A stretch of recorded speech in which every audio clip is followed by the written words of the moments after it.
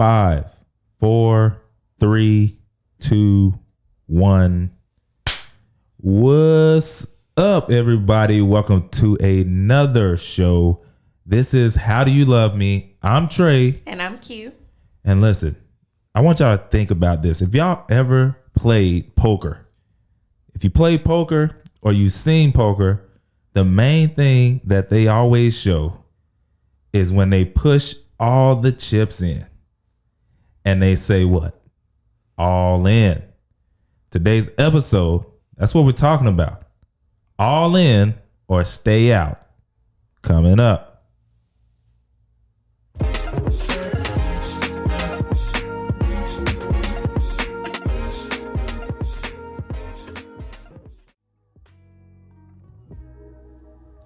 And we are back. Q. I mean, we see you. You got your red on, your lips on. How full is your cup this week? Y'all remember I was on like 95 last week? Yes, indeed. I'm probably on 90 right now. That ain't bad. Not bad. We record these episodes on the weekend, y'all. And I'm just drained. Okay. Like, it's a good drain. Because, you know, like, you need to fill your social meter and go hang out with people and do stuff and get a little bit of exercise. And we did that. But I'm ready for it to slow down a little bit for Monday to come and for me to get back to my regular stuff. Chilling. Yeah, you know. Yeah. So I'm on about 90. How about you? I'm in the same boat. But you know me, I'm always on the go and doing something anyway. So it's like, it's the tired, but it's that fulfilling one. Yeah. You know, like you said. But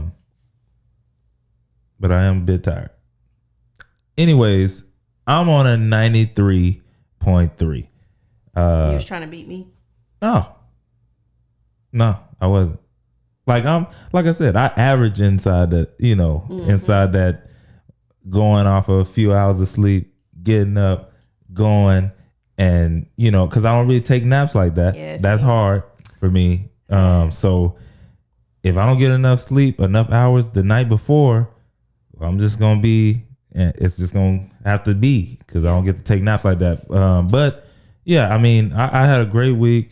Just like she said, the tiredness is upon me. Yeah, because Friday night, was it Friday?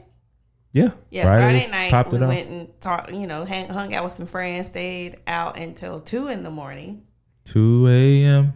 Next morning, I got up. Trey got up, he had to go to work. I got up to go on a search for some coffee. I went to Black Coffee, and then I was gone from there. And then we didn't get home. We didn't leave where we were, so we probably didn't make it home till about 12:30. And then we had to go to church this morning. And I knew it was bad because somebody, like, I was ushering this morning and somebody at church was like, "Are you okay?"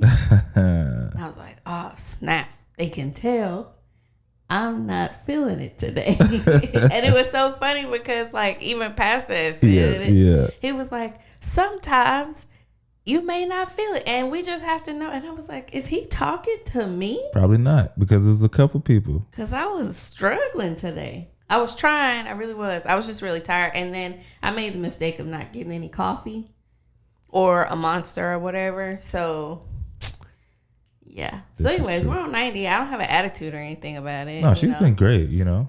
She just had some good old ice cream. So, yeah, she's good. Yeah. Anyways, what we jumping into today? Real quick though, before we get into that, go ahead.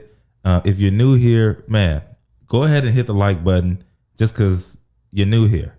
And if you've been coming, hit the like button because you love us. Yeah, I need y'all to comment sometimes. Yeah, that too. Go ahead and say something. That's say what hey. I be missing. Like, leave a comment. I love the likes. Love the views.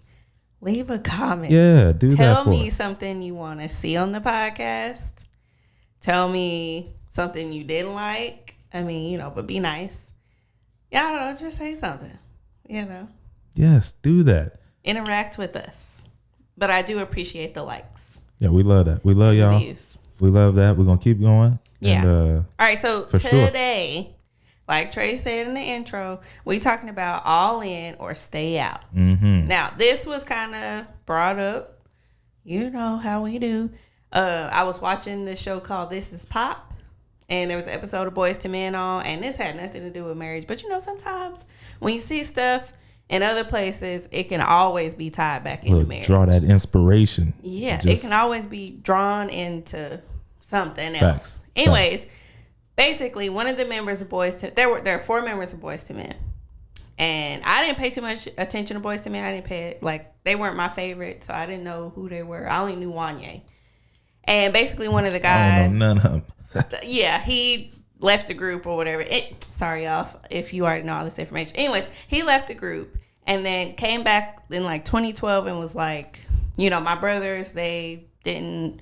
Basically, he was just saying they weren't there for me and they probably didn't understand. But basically, he was diagnosed with multiple sclerosis, and he never told the rest of the group members hey, y'all, I just got diagnosed. Instead, he was late to rehearsal shows, whatever. Mm-hmm. He had an attitude, and then but when you don't know, it just looked like you trash. It looked like you.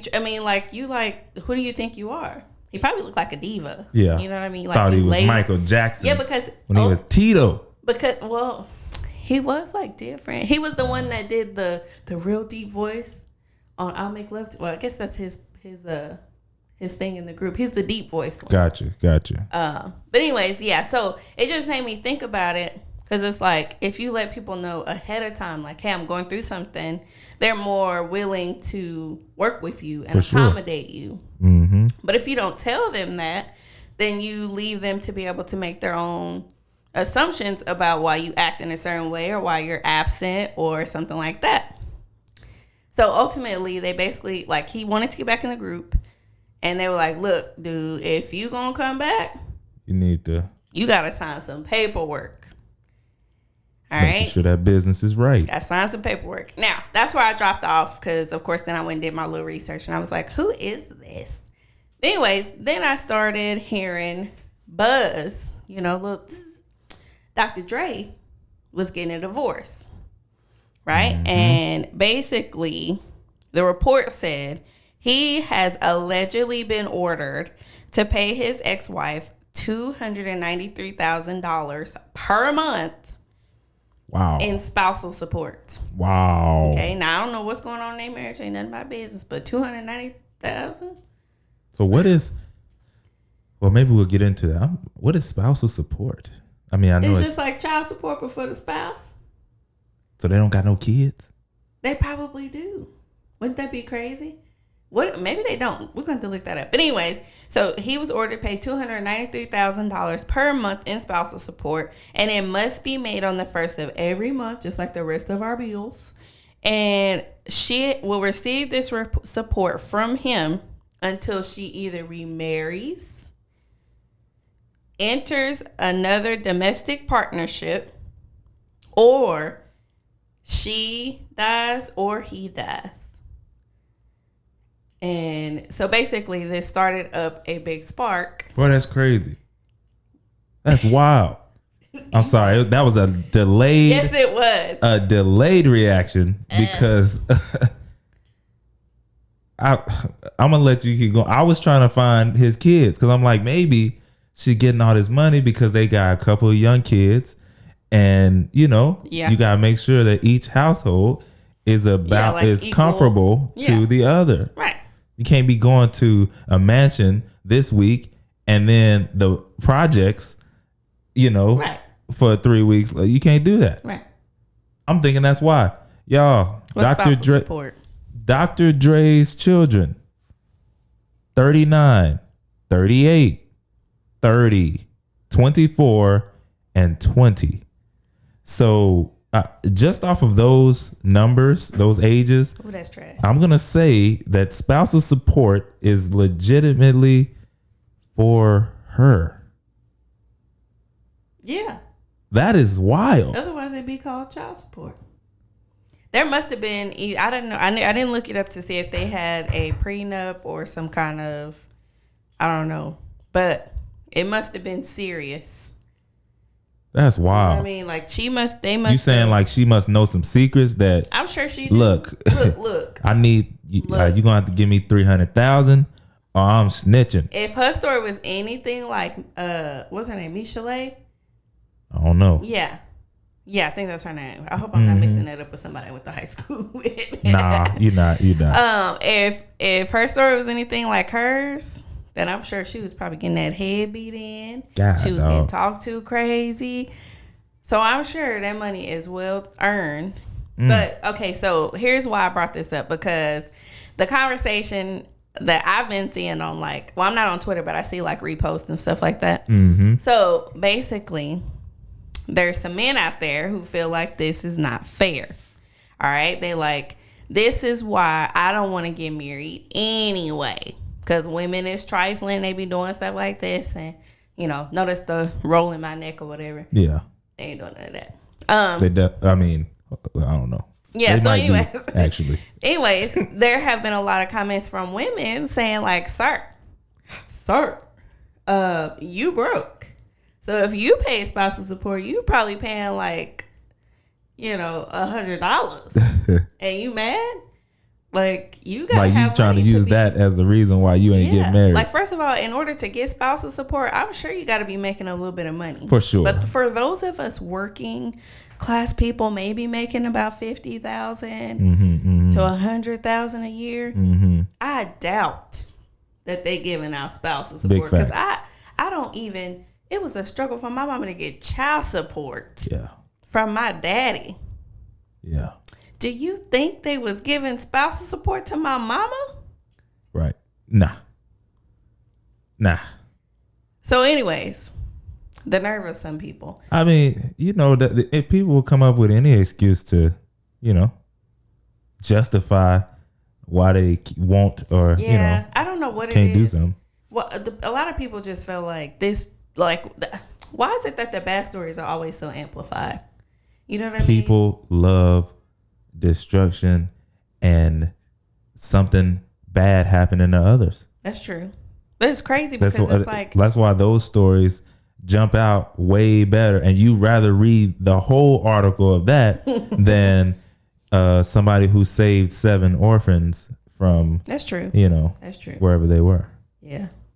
Well, the story's not as juicy. It made me, because of course, they like, this is why I don't want to get married. And people are like, well, even people with money have marital issues and for sure, all this and that. So then I looked up expensive divorces. Right?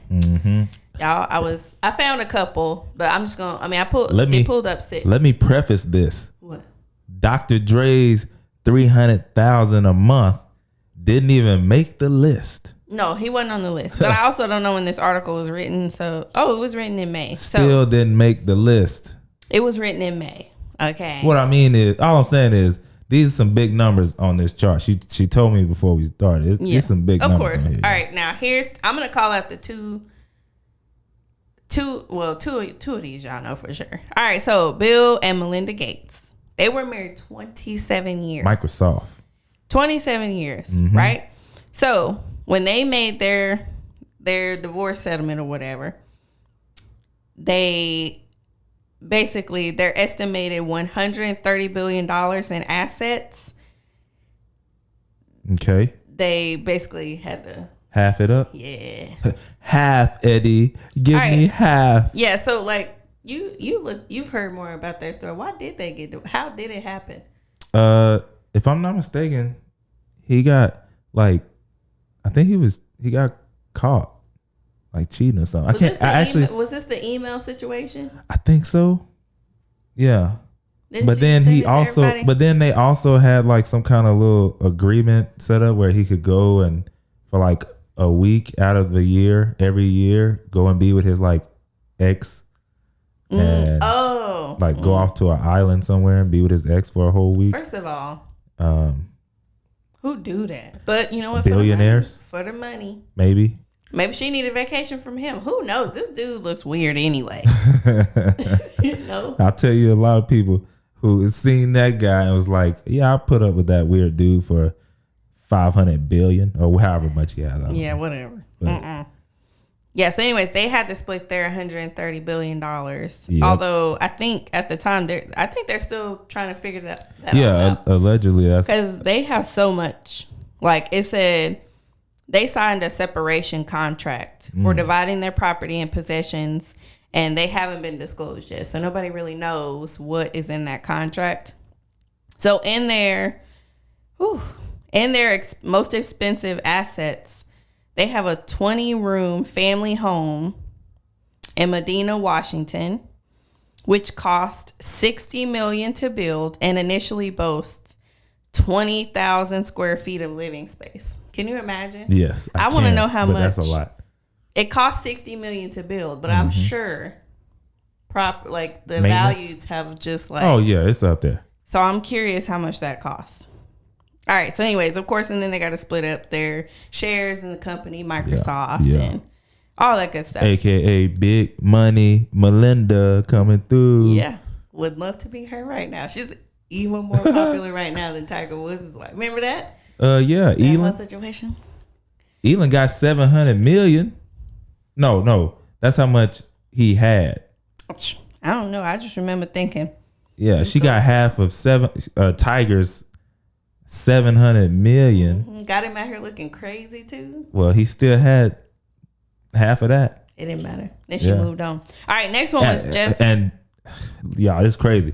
After something like that, you'd be like, look, she can't go no higher than that. And she went and got another one. She did. Another billionaire. This is wild. That's wild. That's wild. Next one was Jeff Bezos and his wife Mackenzie. Basically, Jeff Bezos is the guy that founded Amazon. And they were married for 25 years, and they decided to split in 2019. Mm-hmm. So they basically, based on this article. Oh, snap. I didn't even see that. I read that wrong the first time. So basically, this is going to make her the third richest woman in the world.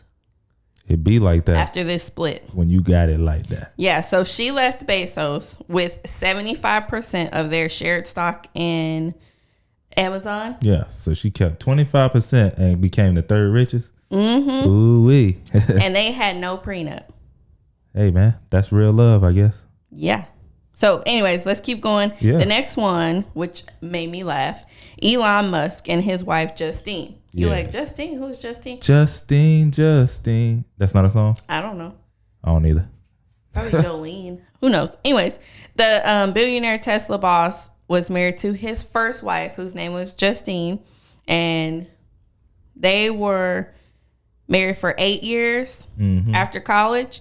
They had 6 sons together, including their oldest, Nevada, who died from, sudden infant death syndrome. So sorry to hear about that. So after this, he sends her, Justine, $20,000 per month post-tax for clothing, shoes, and other discretionary items. That's wild. And he also gave her their Bel Air home, and she said the split saddled him with $170,000. Average, basically the monthly legal bills was $175,000 monthly. All right, now I'm bringing up Elon Musk again. Okay, because this article put him on there again. So apparently, he was the second richest man in the world, or is. I don't know what he is. Yeah. He was married to this lady twice. Got divorced to her twice. Her name is. So he just giving out checks. Yeah, Tallulah Riley. Okay. Tallulah. Like that name. So basically, she's an actress. I've never heard of this lady in my life. I need to go look her up after this. So basically, their first marriage ended in 2012. She walked away with $4.2 million. Then they got back together, got married a year later, and filed for divorce in 2015. So they were married again for 3 more years. Another 3. 3 more years. Then it said he had to pay her $16 million in the split. Right? That sounds like so much money, but look, he is currently worth about $166 billion. Listen, that's still a lot of money, but yes, He got big racks, big stacks. But that's wild.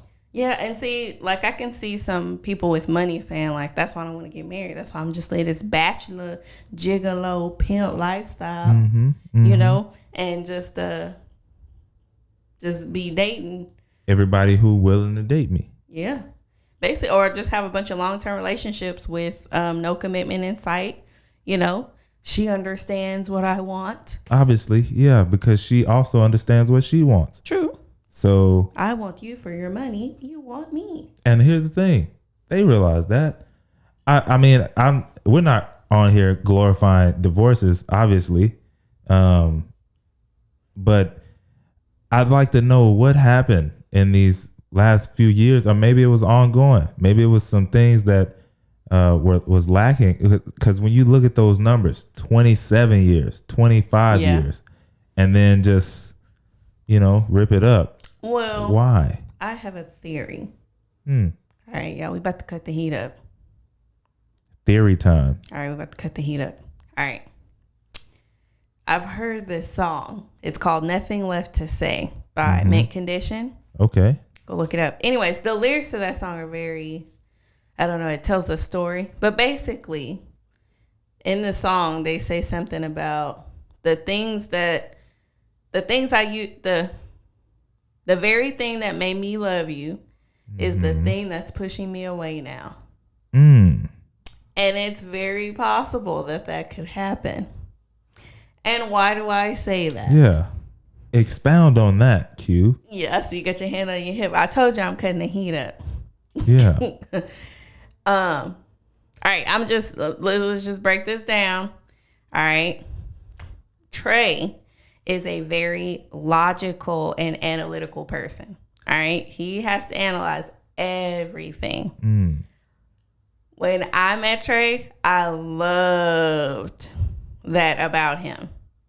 Loved it. Loved it. I was like, ooh, he's so thorough. He gets all the facts. He know a lot of stuff. Hilarious. Today, sometimes that gets on my nerves. Yeah.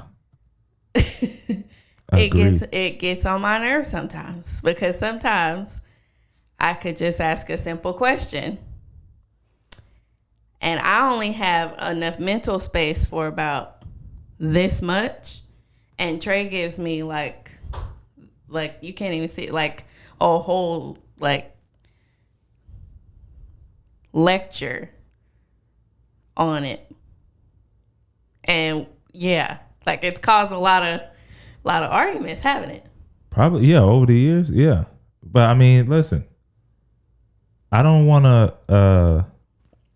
It's so funny, like the same people who say, how can I put this? It's hard to give people what they really want, because a lot of times they don't really know, right? So you can have somebody who will say, like what she just said, like, hey, I like straight to the point answers, yes, no, okay. And then you give them those answers and then they're like, oh man, you're so dry. I've actually said that.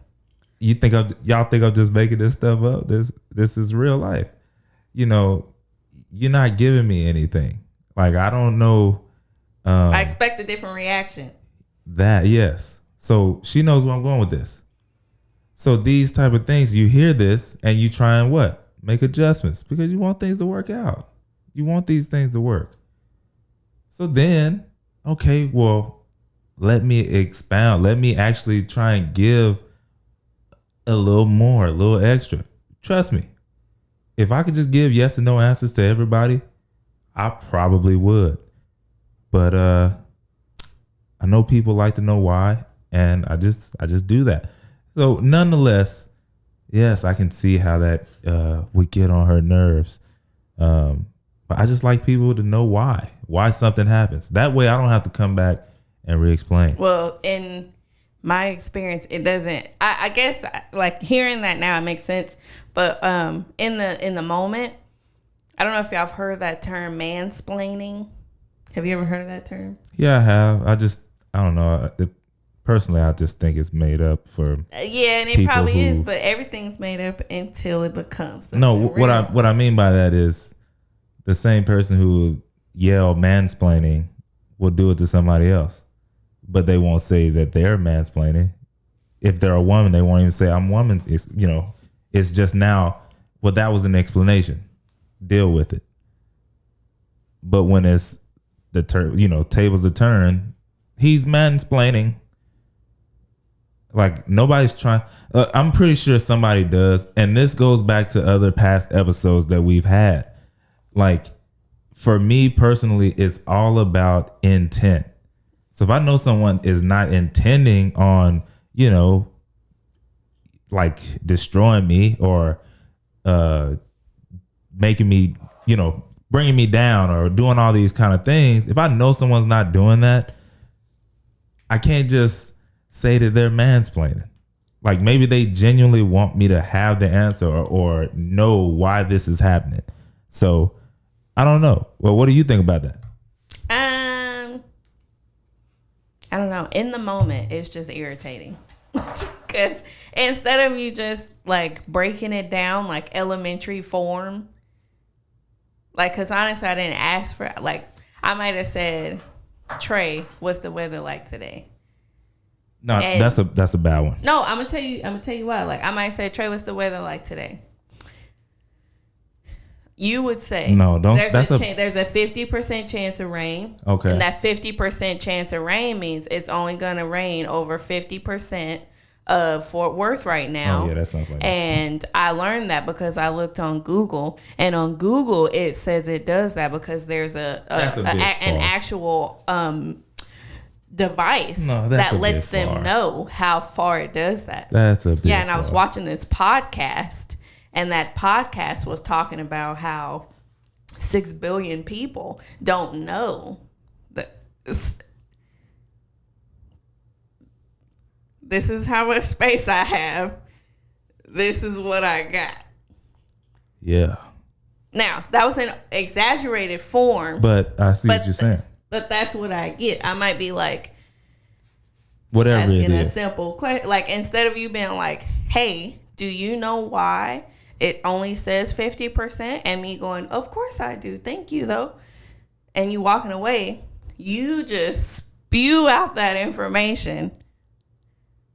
But not and instead of me chopping you in the throat and being like, Trey, I know what that means. Yeah, but you do. I know. Yeah. Don't say instead, because you do. And that's why lately, I've just been letting her, do it herself. Like a perfect example. This is real life stuff right here. Q, last week before, learned how to use the sewing machine, my sewing machine. Yo, son. Yeah, I was using it. I mean, now I guess it can be weed. I mean, it's always been weed, but I'm saying we bought it with the intent of me. So that's why I said mine. Our sewing machine. She was learning how to use it. She has questions. Personally, I had to explain to her why I wanted her to look at certain things and find out more than just me giving the answer, because I wanted her to know the why behind why you're pressing this button, so that when it messes up, okay, what is this button for? Okay, this is why it's messing up. Now, that being said, yes, there were times where I'd say, okay, I'm gonna tell her, because she directly asked me, I'm gonna tell her the answer and give her the why and, help her out. There's been a few times where, because of previous experience, yeah, you should probably Google blank, blank, blank. I know that Google search will give her the answer. I have the answer, but I know I'm going to want to tell her why. Here's the thing. Sometimes when people are close to you, when they're family, when they have a certain type of relationship with you, it's hard to receive an answer. It's hard to receive from them in general. The person that she Googles can tell her the same exact thing that I was going to tell her. I like the way she explained this. It makes sense. And listen, I take no offense to that because I understand the psychology. No, I don't. I understand the psychology of why that is. It's hard to get receive from someone that you know and that has always it's been. It's not necessarily. No, that. It is. No, this I is feel not like just there's you a and, tone that not you just, take when you, because if you talk like she don't know me, so she's talking to me like a teacher. Yes, 1 + 1 = 2, and then if you do such and so and blah blah blah, then you'll get this result. I don't have a tone. My tone is the same every day. It's the same, but it's like, do you know why it does that? So y'all, have you checked the such and so? Like, you know what? I got it. What can I say? Again, it's harder to receive because here's the thing. If I was a sewing teacher and she was in the class and I asked those same 2 questions that she just said, it wouldn't be as bad. It's almost like also how y'all know it might be harder for you to apologize to your spouse or your family member because of who they are. Whereas if it was somebody else random on the street, you'll be more quick to apologize. It's just harder when it's somebody that you know. Because I understand that, I don't take offense. I don't feel that way. All right, and then here's another thing that probably could be happening. All right, we've had this conversation off the show, and we're going to have it here again because we still ain't ever got to the bottom of it, and I feel like it's worth talking about. So, I feel like Trey chopping me in the throat right now.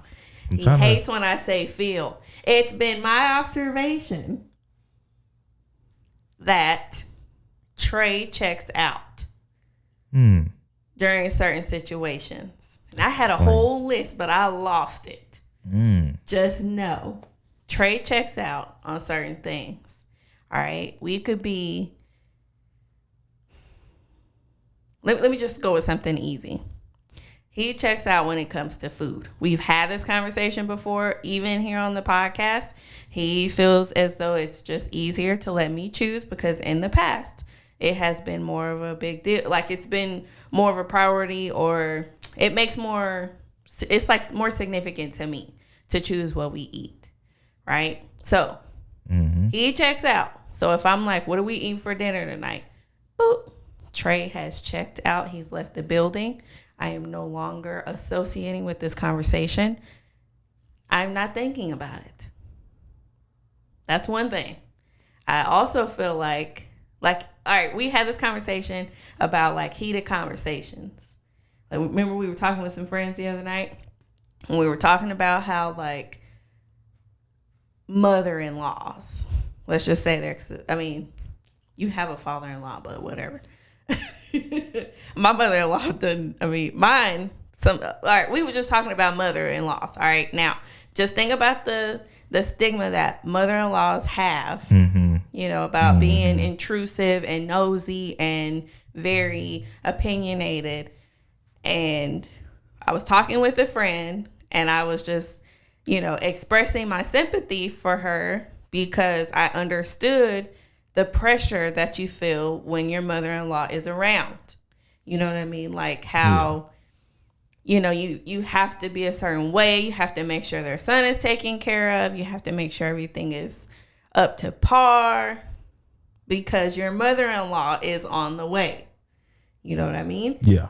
And Trey was like, I can't remember exactly what you say, but it was something to the fact of, I don't think like that. She probably doesn't even care, like your mother-in-law. She probably didn't have any bad intentions. She's not doing it in a way to make you feel less than. She's probably just asking questions. Like, you know, I had brought up how his mom was here. They had came to stay during the snowstorm, and I was making cream of wheat. His mom walked in the kitchen and was like, how did she say it? She was like, is that how you make cream of wheat? And instantly I got offended. And Trey was like, I'm sure my mom had no, like, you know, bad intentions on that. It probably was literally from a good place. And I said, I understand that, but I know, like, behind that question what she really wants to know or what she's really trying to say. Because that wasn't the first time she had said something. And now y'all know I'm a little insecure when it comes to the kitchen because I'm not in there often. So if you're trying to tell me I'm doing something wrong, just tell me. I don't even, I don't know. Yeah. I was about to say something, but. You basically were like, basically, you like, I would have just been like, okay. Yeah, I remember now. Yeah, because y'all, I don't know, when you deal with enough people, then you start realizing like certain people, you can tell when they have malice intent. And if you go into every situation that everyone is out to get you, everyone has malice intent, you're going to miss out on not only a lot of good people, a lot of good conversations, but you're going to miss out on a lot of good in life. Like, I just personally, that's what I believe. I remember saying, I just don't like, I go into every conversation, I go into every friendship, every whatever it is with the best intent. He sure does. Now, whatever happens after that, that will prove itself out over time. See. But I can't say, yeah, they're going to steal from me. I know it. Yeah, they probably will. What did I just put out there? What did I just speak? But no, when she was talking about that situation with the cream and wheat, I'm like, yeah, she probably was intrigued on, oh, that's a different way to make it. Because for however many years I've been making it like this, how are you making that? Because once I taste it and it tastes the same, dang, that was like 5 minutes faster than the way that I do it. Stolen, right? But if I go into it with, well, what's she trying to say? I can make cream of wheat too. That's why I'm in here making it. But I just don't like for people to stand over my shoulder and watch me do something. But here's the thing, like, I don't know. That's just yeah. But anyway, like in a situation, like even in anything, like I feel like stuff like that brings out like anger and feelings like that, you literally check out. It's not true. That's my observation, because I could be like, do you see what this person is over here doing? You like, do. And guess what, y'all? Like, I'm gonna give y'all a secret. This is a secret straight out of Trey's stash. I can choose on if I want to be angry, happy, indifferent, etc., etc., etc. The key words there was I and choose. You choose to take offense. Like, no one can put offense on you. Like, I can't say, all right, now you take offense to what I'm about to tell you, and then you have to take it. Taking offense is a choice. Take, right? So if I'm saying I'm going to take offense to that, that was a choice that I made. I can take offense or I can dismiss it. I just choose, like, depending on the situation, I choose to just drop it or make up a reason on why it wasn't the way that the first thought that came to my mind said that it was. See, and I just feel like Trey grew up with pink glasses on. Also not true. I do. I feel like his view, like, and this may be why we're together, because I have learned a lot, but there are some times where I'm like, dude, you don't even see what's going on. Also not because true. I see everything. He chooses. No, not all the time. I see everything. Not all the time. Not all the time. Don't even do that. Okay. You do not always. I'm not talking about not physically saying. I'm just like, sometimes you're not aware something's going on. Like maybe the ill intent, maybe like, because it could have just been maybe my upbringing, could have been I don't know, who knows. But I just we've talked about this before, I tend to see things from more of like a worldly view, where I just have to look at everything from all sides. I have to look and see if it's going to be something negative. Is somebody stealing? Is somebody trying to get over on you? Is somebody trying to be mean? They trying to be funny? And then I also try to see like, maybe not, dismiss all that, whatever. Positivity. They're my friend. You, on the other hand, I feel like you don't. I feel like you only see the good. But that's ridiculous. Which is a good thing. But I feel like there are situations that's ridiculous where I have been right. Where I've been like, I told you they was gonna get your wallet and you wasn't paying attention. Well, here's the thing, y'all. If 96 or 95 or 90 out of 100, that's the case, I'm still willing to take it than to go 100 out of 100 with a negative mindset. I'm still willing to do that because those few, all that did was train me for what to look for in the next time.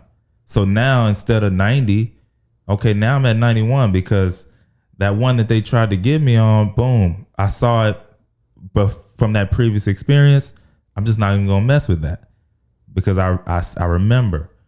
But I just can't go into a situation or thinking about someone whatever I'm coming from the positive side first. Let's put it like that. First, off the rip is positive thoughts, positive actions. If you thought that was just something that I'm saying at the end, that's real deal. I'm the negative one. And I'm not even gonna say that. That'll be something that she has to say. But though. Here's the thing. There's a big difference. Positive, so he wouldn't say that. You know why? Because I don't want to put that out there.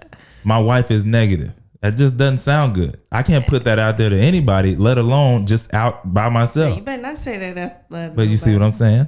But here's the thing, y'all. It's a lot of times when you sit back and you just are just observant, you can see malice intent from a mile away. But what if you're not paying attention? That's I don't know if maybe that's a tactic or what. See, because I was always taught to pay attention. Like you need to be aware of your surroundings, like what's going on. Because like, okay, in the situation when you're saying you're being taught like that, understand it's like, yeah, if I'm on a dark alley at 12 a.m. in a bad part of town, yeah, you better be on high alert. But it kind of looks ridiculous if you're in the best part of town. But it doesn't matter. In the middle of the day. We're in the world. Huh? There are bad people in good parts of town. I understand, but if you I have to think about it all. I understand that. And if I didn't, we'd be getting cheated left and right. This is not true. And I mean, you can make these claims all you want, but I'm telling you. Trey. I literally see everything from all sides. I've told you this. I've told others this. I probably said it on the podcast before. Life for me, every situation, every interaction, I'm on the edge of a coin. And I'm looking at both sides of the coin. Most people, I'm on this side of the coin. I'm on that side. I stand on the edge and I look at both sides. There's an edge of a coin. That's where I sit. So yes, I'm looking at see, because what you don't realize, this is stuff that I studied. See, she's saying I go and explain a lot of stuff. Yeah, that's because I research a lot of stuff. Body cues, the way that how they respond, the word choice that they use. These are all things that I'm looking at, that I'm gauging, and I don't have to say a word. But trust me, I know. These are the things that I do. All right. Well, it's not just you checking out and stuff like that. You also check out on some other stuff. When it comes to food and stuff like that, personally, it's frivolous for me. Okay. Well, I don't live to eat. I eat to live. Let me tell you where it's starting to bother me though, because tell us. Let me just tell you, because I had to think about this. I was like, why does it bother me so much that Trey checks out? Okay. Why does it bother me? Mm-hmm. It bothers me so much, and it probably has increased. It bothered me a little bit a couple years ago. Like, it started bothering me after a while because I started realizing he, like, what he's like, again, the same thing that made me love you is starting to not push me away, but it's basically, y'all, she put all these divorces out there. This is it. This is what she's telling me. I'm just talking about it. Oh, okay. I'm just talking about this. A marriage podcast where we talk about real stuff. Oh, this is and true. we talking about how you live. Oh, but continue on before you forget your thought. Yes. Anyways, it started bothering me because there was one point in time we had a conversation where I said, I don't know, I said something to you to the fact of like, you don't take initiative or something like that. I can't remember what it was. Not initiative. That might not be the word. But I just didn't like that as well. I said you did use that as well. I did?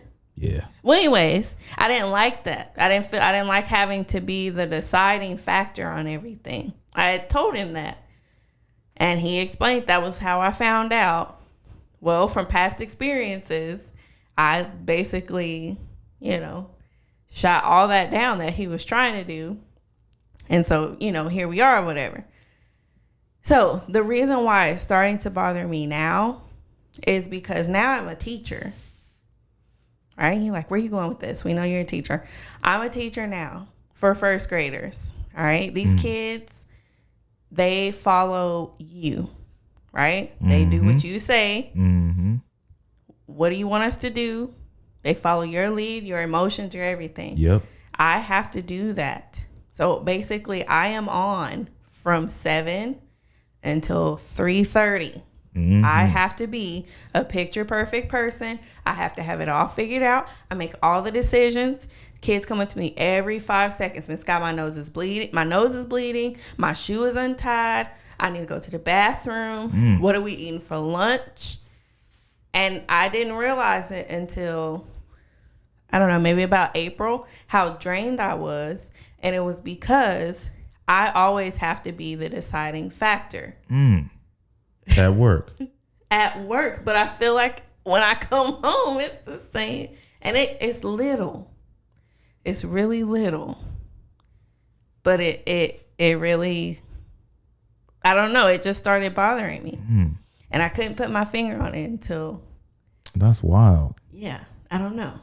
So the fact that you check out in some situations, I'm not saying in all. And what's crazy, y'all, is that I wonder has Q ever thought about it from my side?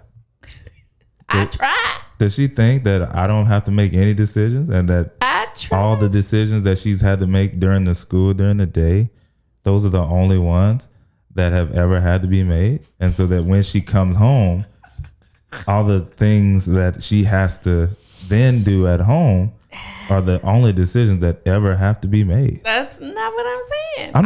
I'm saying, has that ever crossed your mind? Has it crossed your mind that maybe your husband has also making some decisions and some things that also are physically, mentally taxing? Well, I figure you can handle it because I'm a man. No. What? No, let me tell you what I think. Honestly, it is. This sounds so much worse, but not in that way. But at work during the day, I feel like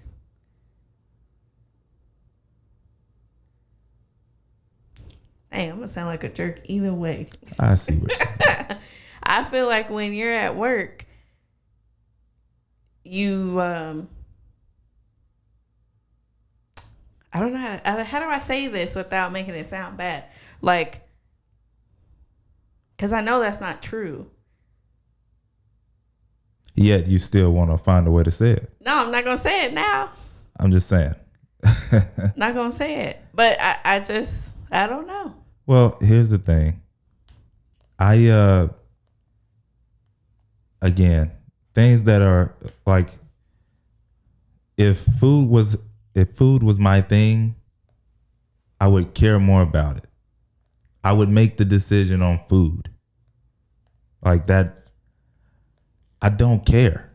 Well, so if checking out for Kiana is equal to I just don't mind what we eat.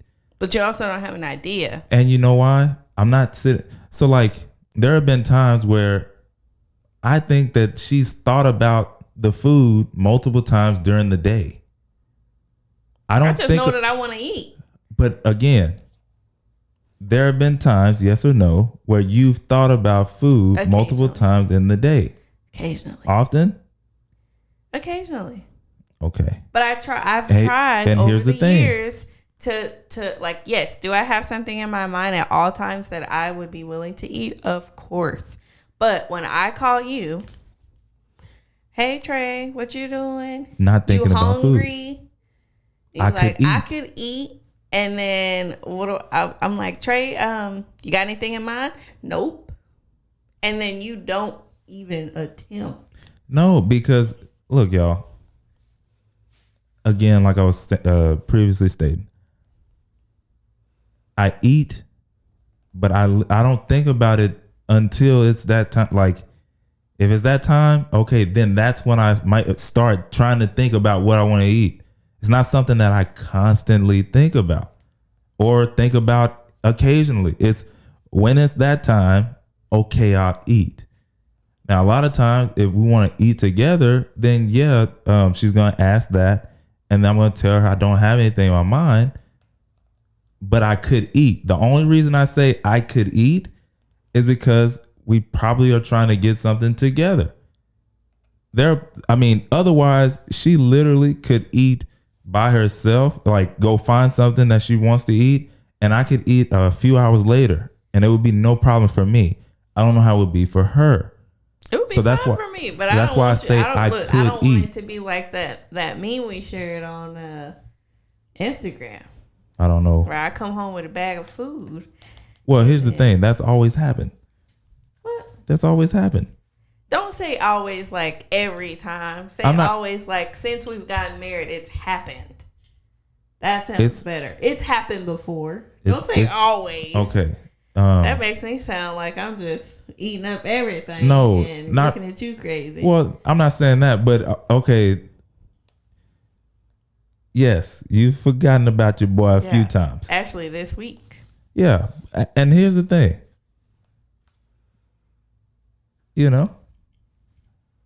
I don't know. That just is what it is. But I'm checking out. I've decided I'm gonna start checking out too. So and guess what? That's where you get into the weeds and the fine lines of. See, but he don't like it when he does it. I'm not checking out, y'all. See, because I've put a name to the only difference is I've put a name to it. This may not be exactly. I don't think it's checking out. That's what I just said. It may not be exactly what he's doing, but that's what I'm calling it. That's what I've decided it is. And it may not be the actual definition. That's just, I'm like, okay, Trey's checked out again. And I've just decided I'm going to start checking out too. Now. Because the way he does it. So listen, y'all. Okay, cool. Because I still should go. The only problem with what she's getting ready to propose, it's going to hurt her more than it hurts me. Why? This is what a lot of people don't realize. Why? When you start doing something because someone else is perceived to be doing that thing, and you're saying, I'm going to get back at them by doing that thing. Getting back, I'm just going to do it too. When you start saying, because they're doing this, I'm going to do this back to them. Remember, it's going to hurt you more than it hurts that person. It's almost like, actually, it's kind of just like, if y'all remember when you're on the road driving and you get cut off, probably by accident, they cut you off. Boom. They need to get over to this exit. They exit off. And you're thinking about it from that moment all the way until you make it to your destination. You're mad. You're mad when you're at when you're eating or when you're at work, you're thinking about it. Man, they cut me off. It's crazy. You're mad. You're boiling. That person that cut you off hasn't thought twice about you. They are at work. So you ain't thinking they're about me eating. They're doing whatever they were going to do and hadn't thought twice about it. But guess who's sitting there boiling and mad? But that's the thing. What I'm saying is that's not the way to go about it. That's not what I'm doing. Because you probably, have you noticed that I've been using some of your words on you? No. Yeah. Well, see, when I shot it off, it felt good. I was like, this actually makes sense. That's good. That's good. It don't hurt me at all. Came in here the other day and was like, does this look okay? If that's the look you're going for, that was my response. Yeah. I wasn't doing that with no. It kind of was, though. Just based off of what she's saying, what she just said, it was. She did it because to her, that might not be what she's looking for. So I'm going to do it to him and see how he feels. No, you know why? You know why? Because I always get in trouble. I get in trouble for what I say. Or maybe the questions that I ask, maybe I'm not asking them the right way. So if I hear him say it enough times, I say to myself, okay, maybe that's how I need to say it. And so I start using it on you. If that's the story you want to tell yourself. That's what I'm saying. Okay. That's what I'm saying. Because if it's good enough for you to use it, I'm going to use it too. I agree. You know I'm always getting in trouble for the words. Listen. You going to tell me I'm not? Oh, I didn't say you weren't. I didn't say that. I got in trouble. What was that? I don't know. But that's not what you asked. That's not what you said. I said, don't you want to go to the bathroom with me? No. Oh, yeah. I'm like, but you know what I meant. But that's not what you said. I didn't know what she meant, y'all. Like, I literally, it goes back to what I said probably 20 minutes ago. I take people at face value. What you tell me, that's what I believe. Until proven otherwise. Now, don't look at me like I'm a gullible dude. I'm not. Trust me. Don't get out here, get hurt. I'm literally saying, though, I don't try and take something somewhere that it's not before it gets there. And I think that's what starts a lot of arguments. That's what, when we go into something thinking that it's something other than what we thought it was or wanted it to be, that's when we start getting ourselves in trouble. But what if mine is just discernment? Discernment. The only problem is if you go back to that person or you follow up. But that's the thing. But what if I'm not acting? If I'm not acting on it, then I'm not doing anything wrong. Okay. Right? All right. I just have to think about it. Think about what? Probably better not park over there. That tree might fall. Does that mean being bad? It's not being bad. Those are the kind of things I be thinking about. Please do not park. Get out of this lane because that person right there, they swerve and they gonna be in your lane. You like, that's just the way that I operate. I would rather get out of the way of trouble than to sit there thinking, like they're okay, and then get hit. And if that's how she perceives me as then that might be the reason why she says that I'm checking out. That's probably what she thinks is going on in my mind. The only difference is you'll have your AirPods in and you'll just. But what I was taught was what? You worry about your lane. If we're talking about the road. But if they're okay. You worry about your lane while looking around at everything else. But your main focus is your lane. Because in your mind, for other people. Yes, which is what I was about to get to. In your mind, you're driving for others, but if I'm staying in my lane, others should be staying in theirs. But you can't think that. You have because to. How many people? Because if I'm focused on your lane, have hit other people. If I'm focused on your lane, how can I stay in mine? I can watch your lane and mine. All right. That's why if I see you swerving in your lane, I'm getting out of mine. This is true. If I see you slowing up there, I'm slowing down in mine because I'm not, I don't want none of that trouble. This is true.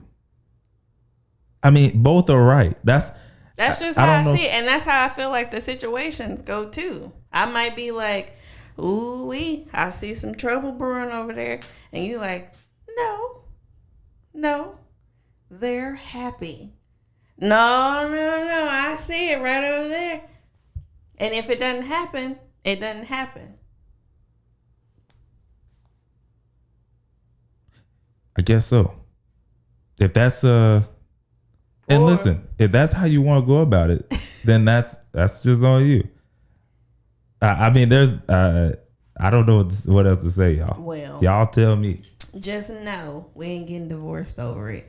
But that's why people probably do get divorced. The stuff that probably to like wrap this up, the things that probably really attract you to someone, or you know, like the qualities that you really like. Oh, he's really into fitness, or you know, she is a, you know, avid reader or whatever. 6 years down the road, you like, dang, all he want to talk about is sit-ups. Or all she do is read. We got so many books in this house, we can't even, you know, get furniture. You know what I mean? Yeah.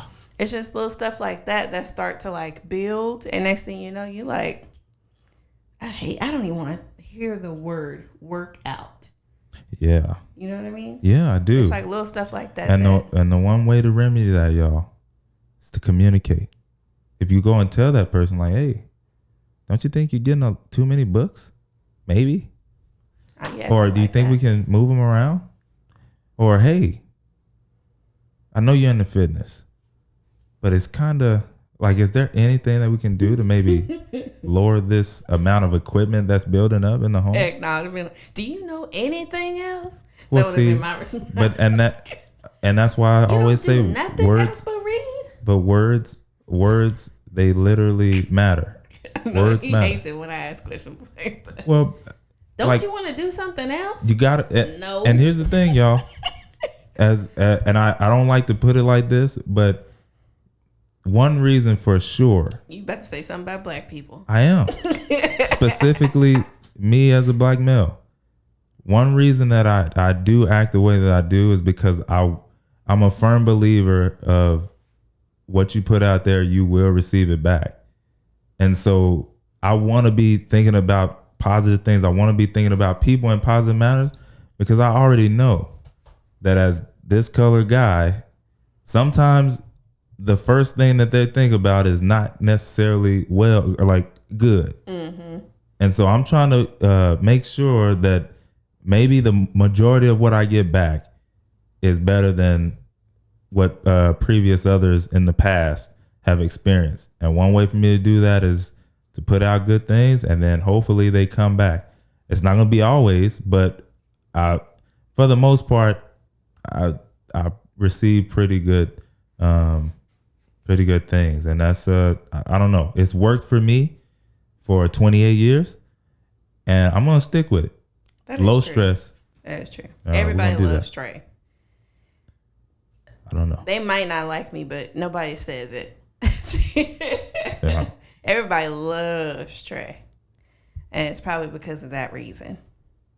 I don't know. But on that note, y'all, we appreciate y'all for checking out this podcast.